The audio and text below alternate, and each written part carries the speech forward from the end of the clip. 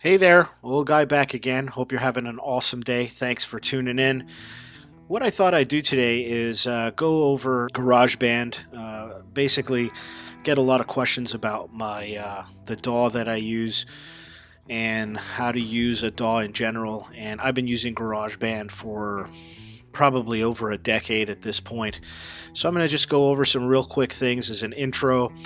Hopefully, eventually, I'll also break down in other segments how to record and mix and do all that stuff.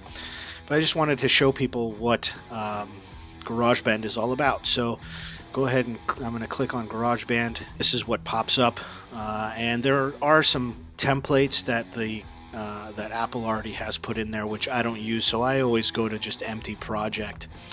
Once that happens, you can look here and you can see that it gives you options of what you want to do. Now, probably the most important thing for me and for people who are looking to record either through the Connect Guitar or bass to your Mac to play with the internal amps, or with microphone through an interface. And basically for the audio, for these to record with a microphone or connect to the bass, you need some kind of an interface. And it can go from anything like an iRig, which you can get for like $100, but it has to say here, down here, my instrument is connected with Scarlett 2i2 USB. I'm going to leave all this out, but basically you want to make sure it's through the input 1, which is the USB input.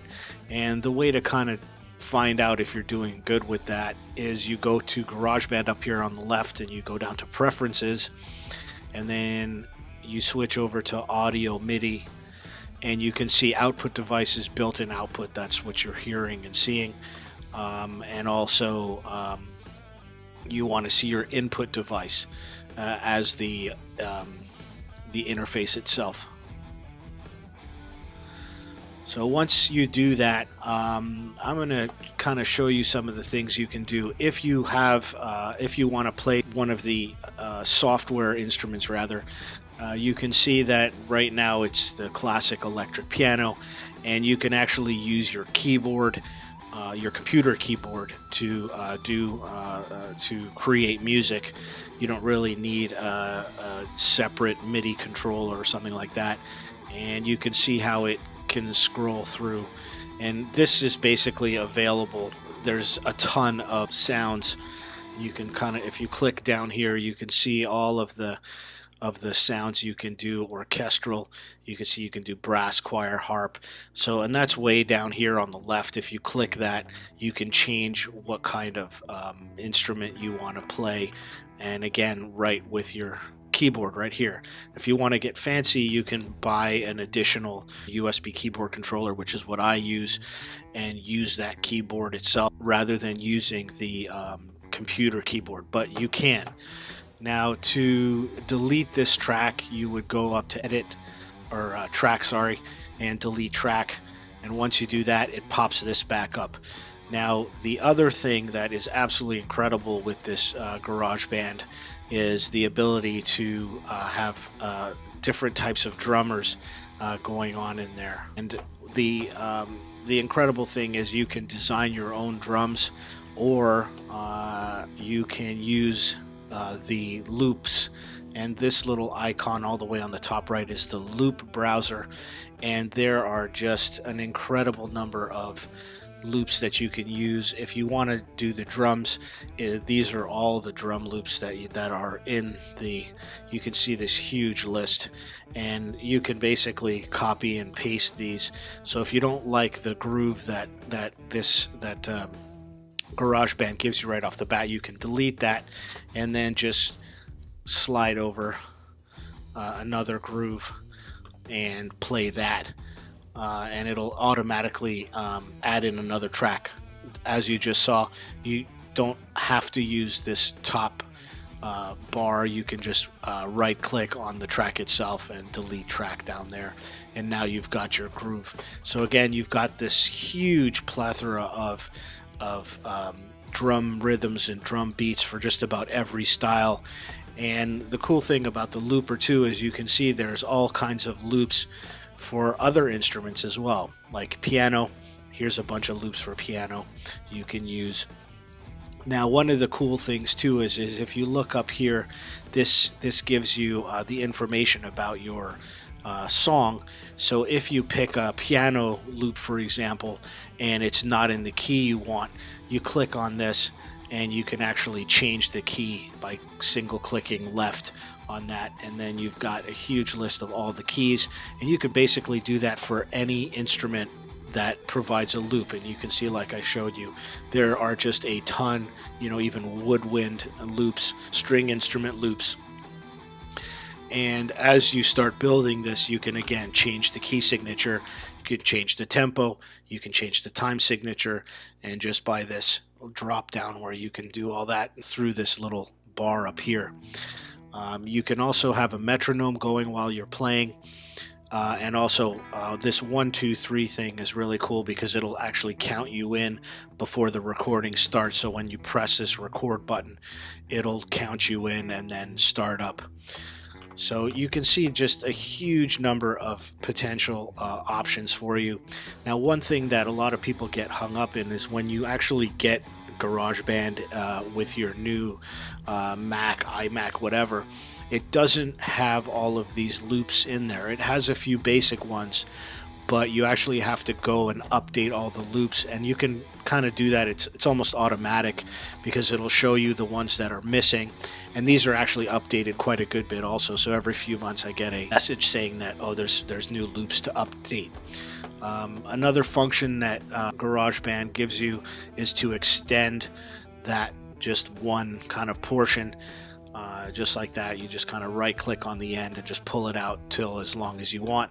And then this little guy up here is to loop it, so you can actually move this over to here and move that over to there, and once you press play, it'll just keep looping over and over and over again until you stop. So that's another really cool function. Now I'm just gonna delete this real quick. Now these two are the ones that I use the most. Mostly I use the record using a microphone. It's real important whenever you're doing that through the DAW that you check the line levels and you put in the appropriate line levels. For example, the Scarlett 2i2, it has an instrument level and it has a microphone level, which changes the preamp in there. Basically, if you use the wrong line level, you'll get this crazy hiss and it really won't sound very good. So if you're plugging in your guitar directly to your interface, make sure that it's for the instrument level. And also, please make sure about what level you're actually recording at. If you crank up the level too high on your interface and then start messing around with the volume and the input level within the DAW, it'll start to clip and sound horrible. So the lower you can record through the interface, the better, the lower line signal. So of course, if you're using a guitar or a bass, you put the instrument level. If you're using microphones like I do most of the time, then you switch it over to what's called line. So it's either instrument or line for my interface, and maybe a little different for yours. The other thing that's really cool here is you can use the internal guitar amps, and there's a list of those right here. Some of them are actually quite good. I recorded one of the tracks on one of my YouTube videos using the Cool Jazz combo, and you can see it gives you the opportunity to change things, gain and tone. Some of them are a little bit more involved, and also if you start dealing with some of the other amps, and you can see here once again I'm coming down to the bottom left here where it says electric guitar and bass. Now that's clean, but look, so the options you saw, these are all clean, and you can click down here and then you've got all these options for crunch and distorted. So all of these are available to you. You can see they kind of again give you some options on EQs and gain and tone and things like that. And some of these amps actually sound quite good. The available plugins in GarageBand are decent. They're not amazing. Now that we're talking about plugins, you can also do other things like post-processing, where you have certain plugins for like compression and delay and reverb, and those are all somewhat good. They're certainly not as good as the more professional grade, but I just wanted to kind of give you a short rundown of what GarageBand has to offer. So realistically, as you can see, I mean, you don't even really need to plug in an instrument to start creating tracks. The drum loops are head and shoulders over and above what they used to be. And you know, again, I more or less wanted to do this just to give people who haven't really had a chance to look at a DAW and see what the interface looks like, a chance to do that. So, you know, one of the things that that I'm not personally crazy about, and you can see down here, there's a compressor, so I can compress the incoming signal. One thing I'm not super crazy about with GarageBand is that it doesn't give you an actual mixer for each channel that you're tracking. And again, the available plugins like this compressor you see, they're decent, they're okay, but they're not amazing. They sound very good for creating your bare bones tracks, and you can certainly make professional grade tracks with this if you've got the know-how and you know how to manipulate the program. But GarageBand is like a bare bones. So basically, this is more or less the volume mixer, and you can see how it goes up to 6 dB and all the way down to, I think, 60 is the lowest. And then you can also pan your signal right and left. So basically, once you plug an instrument in, this line level starts coming up, and you don't really want that line level to go all the way up to red, and I'll display that a little bit more in some future videos. But so this is the basic inner workings of GarageBand. Basically, add new track, pick drums. Now you got drums, and you can start creating your tracks. And then, you know, add another track, new track, and you want to do some keyboards, and you do them all individually. One of the really cool things that GarageBand also does is there's something called a groove track, and what that is generally people pick the drum track for that. By control clicking it, you configure one of your tracks as the quote-unquote groove track. So if the other tracks are slightly off timing wise, you can actually sync them to the appropriate tempo, and you don't have to do that for every track too. So once you do that for, let's say, the drum track, you get a little star sign on there, and again, I'll show this at a later date, and then you can pick which tracks you want to auto sync.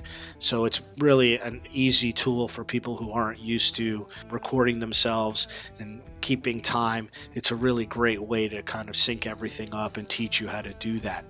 So that's another really cool feature. Now, the last thing I want to talk about real quick is for those of us that do YouTube channels, one thing I recently learned is the sample rate at which you record music.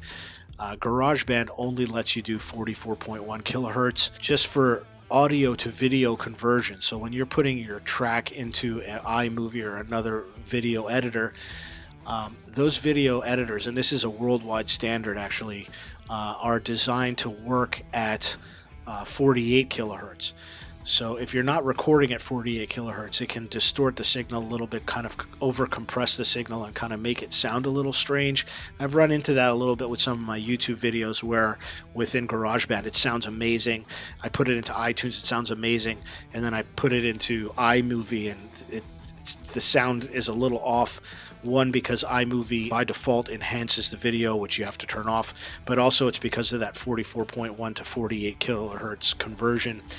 Now, GarageBand does not let you change that sampling rate. Logic Pro, which is the Apple upgrade to GarageBand, does. I'm not sure how much of a difference that makes, but one of these days I may upgrade to Logic just to kind of see what the fuss is about. It is a $200 upgrade, so that's a little bit much. In any case, I hope you found this short intro kind of tutorial to GarageBand helpful and useful. If you did, please go ahead and give me the thumbs up like. I'd really appreciate that. If you like what the channel has to offer, please go ahead and subscribe. That'd be awesome. If you have any questions about GarageBand, please put them in the links below. and hopefully this will turn into a series where I can help people kind of wrap their heads around GarageBand a little bit.